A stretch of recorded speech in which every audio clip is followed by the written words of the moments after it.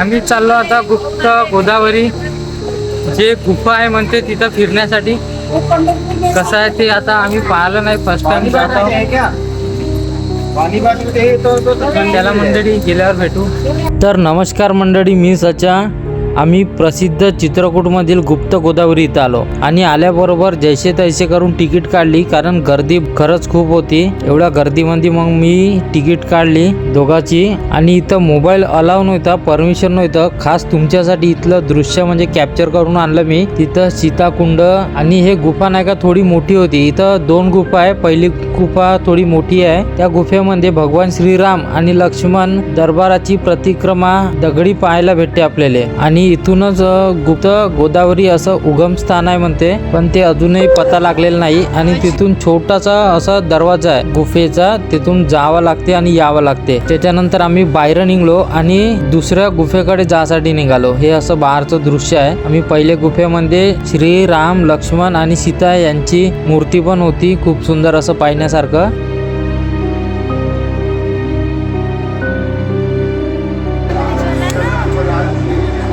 आम्ही जाऊन आलो दोघे जण.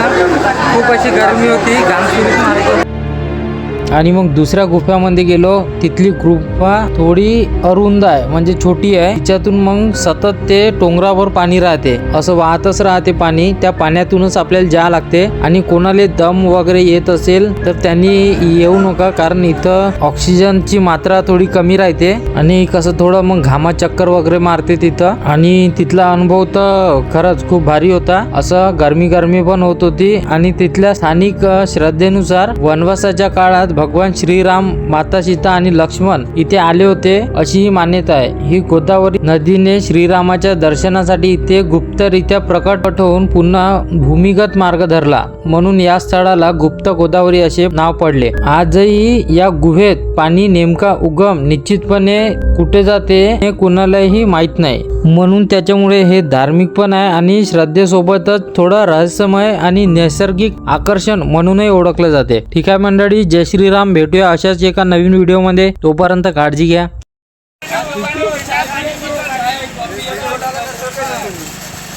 ए भैया फेमस हो जाएंगे। चाय बनाओ अच्छे से कड़क वाला।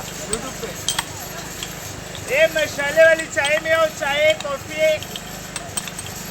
ऐसे बोलो अच्छा बनाओ भैया, फेमस हो जाएंगे तो अच्छा मिलेगा। चाय एकदम बेहतरीन मिलता है, फेमस हो जाएंगे। बेहतरीन।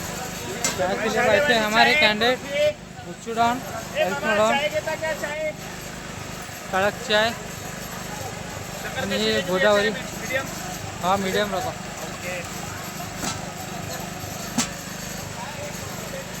ये लकड़ी का ट्रैक्टर उक्टर का वीडियो बना लो हमारा। ये भैया की इधर ये सामान मिलता है. सब यहाँ पे लकड़ी का मिलता है, बिगड़े माल से। सभी प्रकार के यहाँ पे सामान ऐसे मिलते हैं. ये छोटा वाला ले जाएंगे वाला ना, फेब्रुआरी में देगा, फेब्रुआरी में कोई स्टॉक नहीं होता है, जिसको अच्छा पीना है वो 2 मिनट बैठे, इसके बाद उसको चाय बना के पिलाएं। अब हम पी रहे हैं कुल्हड़वाड़ी चाय. यहाँ पे जो गोदावरी गुप्त दरबार, यहाँ से हम चाय पी. आणि ऐसी बहुत अच्छी गर्दी है, वरती पहाड़ी है.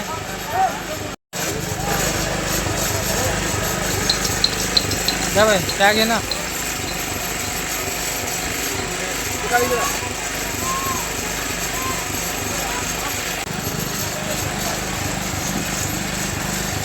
तो भैया को आंजे भैया को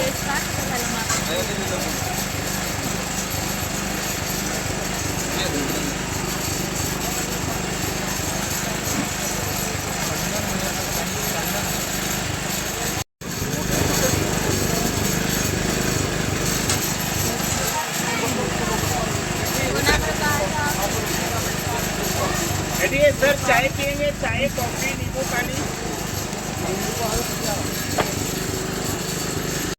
तर आमचं दर्शन वगैरे झालं आता. आणि आता आम्ही चाललो प्रयागराजकडे. आता आम्ही चाललो तिथं. आता ट्रॅव्हल्स येऊन आहे आमच्या आणि समोर ॲटोनं आलो इथपर्यंत. तर आता मी प्रयागराजमध्ये जाईल ट्रॅव्हल्सने. जवळपास आम्हाला तिथूनही 3 ते 4 घंटे लागन. तिथे पोहोचल्यावर भेटू. आता प्रयागराज म्हणजे चित्रकूटमध्ये आम्ही सगळं फिरलो आणि आता प्रयागराजकडे रवाना. ठीक आहे मंडळी, भेटू तिथे धन्यवाद. आल्यावर.